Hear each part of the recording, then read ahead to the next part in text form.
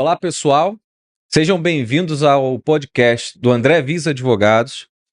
Esse aqui é o nosso espaço, onde nós divulgamos as nossas ideias, nossas experiências e debatemos temas da atualidade que sejam de interesse tanto da comunidade jurídica quanto dos nossos clientes e da comunidade acadêmica. Sejam bem-vindos e aproveitem o nosso conteúdo. Então nós vamos falar um pouquinho agora sobre algumas teses, alguns temas de direito voltados para os servidores públicos, para a área do direito administrativo, que são de grande relevância e de grande pertinência temática àqueles que estão vinculados de alguma forma à administração, seja um servidor ativo, seja um servidor aposentado, doutor André, seja um pensionista, E eu acho que o primeiro tema que nós podemos trabalhar aqui é a conversão da licença-prêmio em pecúnia, que é algo que a gente já faz aqui há algum tempo, a gente tem visto um movimento crescente, E acho que vale a pena a gente comentar, fazendo uma exposição inicial, a licença-prêmio, a licença-prêmio é um direito do servidor. Inicialmente, ela era chamada de licença-prêmio, lá na sua primeira versão, na Lei 9.527, de 97, ela era licença-prêmio, e depois ela se tornou licença-capacitação. Teve até uma mudança de nomenclatura. Mas, basicamente, é um direito que o servidor conquista a cada 5 anos. O servidor público federal conquista a cada 5 anos de serviço. Então, ele passa a ter direito ali a um período, e que se chama licença-prêmio, que ele pode ou não ser usufruído. Então, esse basicamente é o direito. Primeiro ele chamava licença-prêmio, é importante ressaltar isso. Depois mudou ele para licença-capacitação. Por quê? O prêmio, o chamar licença-prêmio ficou como se fosse um benefício ao servidor. E aí o governo tentou fazer o seguinte, ele tentou transformar aquilo que era um prêmio por assiduidade, que premiava a conduta no servidor, em um período em que o servidor ele estaria se capacitando sob a autorização da administração pública. Ou seja, a critério da administração pública, aquele servidor que completou aquele determinado período, ele vai poder passar um período de licença-captação. E qual foi a tese jurídica que surgiu, doutor André?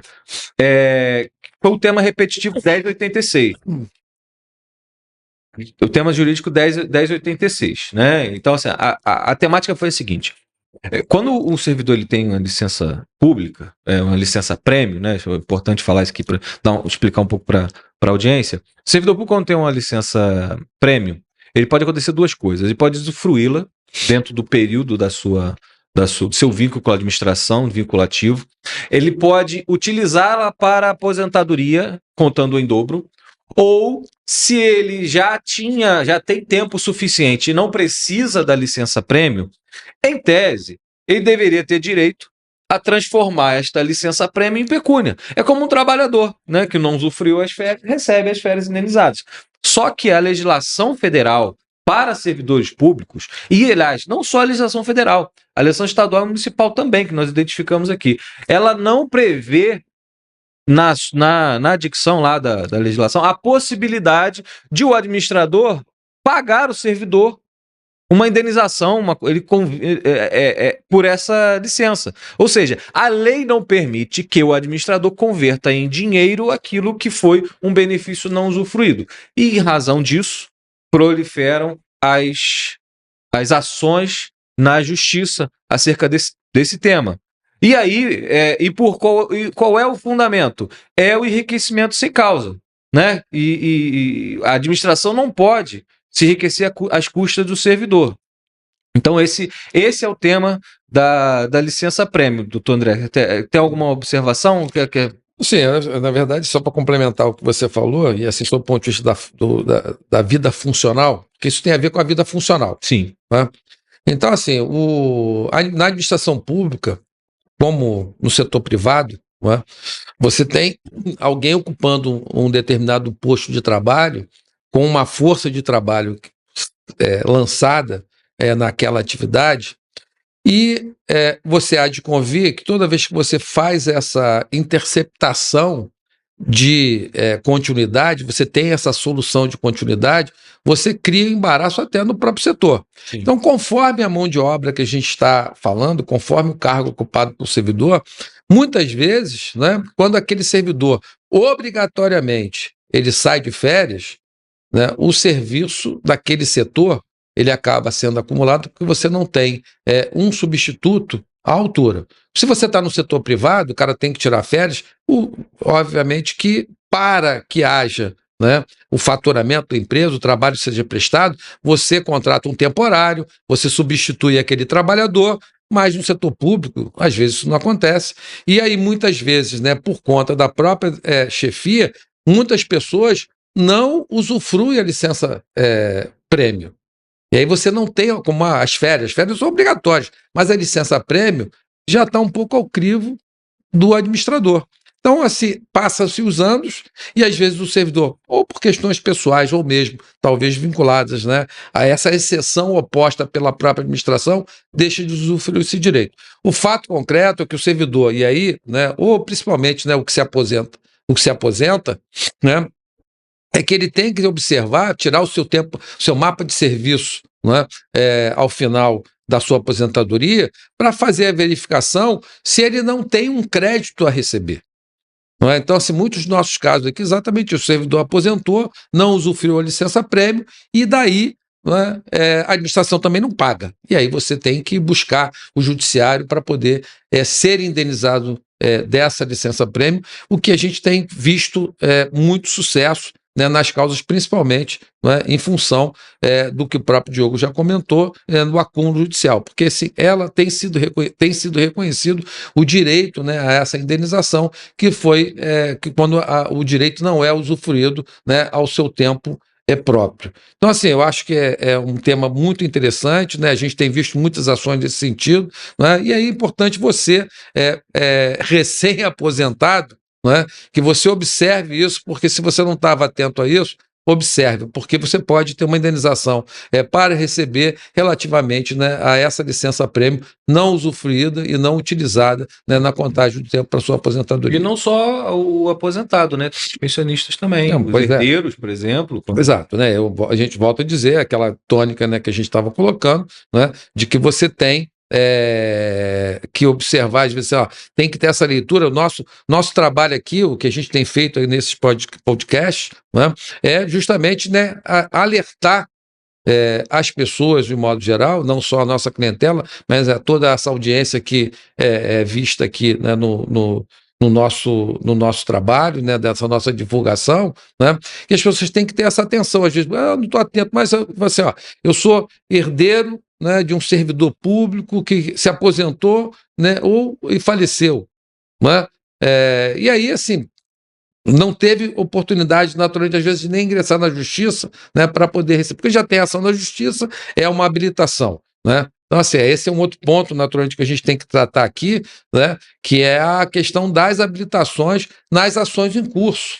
Então, assim, se você é herdeiro de algum servidor, de um aposentado, de algum pensionista, né, da União, dos estados e municípios, né, se você não tinha conhecimento, porque às vezes é uma coisa muito pessoal, a pessoa procurar um advogado, é importante, né, que as pessoas, né, levantem também se aquele servidor, aquele aposentado, aquele pensionista federal, municipal ou estadual, se ele não tinha alguma ação ajuizada em curso, né, para pleitear algum direito. Porque às vezes o servidor tinha lá um advogado, né? E às vezes o advogado não tem nenhum vínculo com a família, então é importante buscar essa informação. Licença-prêmio é uma delas. E às vezes não só a ação também, mas às vezes o direito estava lá, mas ele não foi vindicado pelo servidor. Exato. Né? E se tiver dentro ali do prazo prescricional, e existe uma discussão que está sendo travada hoje no STJ, que a princípio não começa a contar a prescrição a partir do falecimento do servidor, né? Aí existe uma certa questão. E aí dá tempo para os servidores, para os pensionistas, para os herdeiros, tentarem vindicar isso na justiça. Um direito, o meu pai trabalhou tantos anos, se aposentou, logo depois se aposentou, veio a falecer. Mas eu estou vendo aqui no processo administrativo dele aqui, que na verdade, quando ele se aposentou, tem aqui uma certidão da administração dizendo que existe licença-prêmio não usufruída. Então, uma coisa que você precisa entender, a licença-prêmio não usufruída, ela não pode ser absorvida pela administração pública, é proibido. É enriquecimento sem causa da administração. Então, ela não pode ficar com esse dinheiro lá. Ela tem que pagar, ela tem que devolver para o trabalhador ou para a sua família aquele direito que não foi vindicado. Não vou nem dizer que foi sonegado, porque às vezes isso foi parte da discussão do tema, era o seguinte, o governo tentou argumentar da seguinte forma, olha, essa licença aqui, na verdade, é uma licença para capacitação.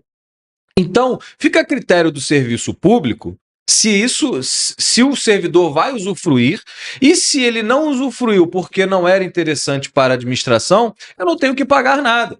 A STJ já falou, não senhor, tema 1086, não se pode, independe da fruição, da não fruição do benefício por alguma questão, por interesse da administração. A administração não pode ficar com esse patrimônio, né? Porque tempo, isso é importante. A licença-prêmio é o tempo do servidor que ele deveria estar descansando, ou estudando, ou se qualificando, ou melhorando como pessoa, que ficou adstrito lá na sua repartição. Mas é o que eu falo para você, assim, essa questão, todos esses valores que a gente fala aqui de direitos do servidor, isso tem a ver com o trabalho do servidor. Né? Porque assim, tinha um vínculo de trabalho e é desse trabalho, naturalmente, que frutifica esse direito. Então, assim, o servidor trabalhou, ele adquiriu um direito e não usufruiu. Então, assim, ele não pode deixar isso para trás. Se ele faleceu, a viúva, o viúvo, o filho, a filha, o herdeiro, a herdeira, o sobrinho, a sobrinha, enfim, quem tem um vínculo hereditário, ele deve buscar isso, porque isso tem a ver, naturalmente, com a valorização do trabalho daquela pessoa. Porque, assim, eu trabalhei 10 anos da minha vida, né? E tinha um valor para receber. Faleci. É justo que aquele valor fique à conta de quem se beneficiou do meu trabalho? Claro que não.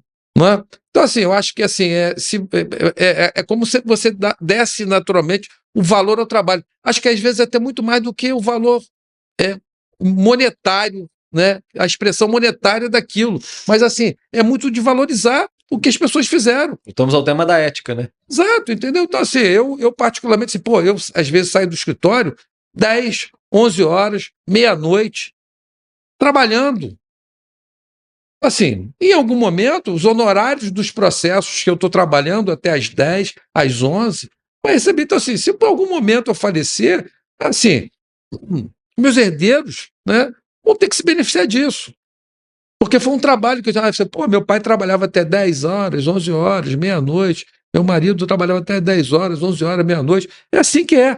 Então, assim, as pessoas às vezes trabalharam e não receberam. E aí, esses valores, eles ficam, nesses casos, à conta do governo estadual, federal, municipal, que acabaram, né, se locupletando, digamos assim, do valor de um trabalho que você desenvolveu e, ao final, não teve a retribuição necessária do que você fez.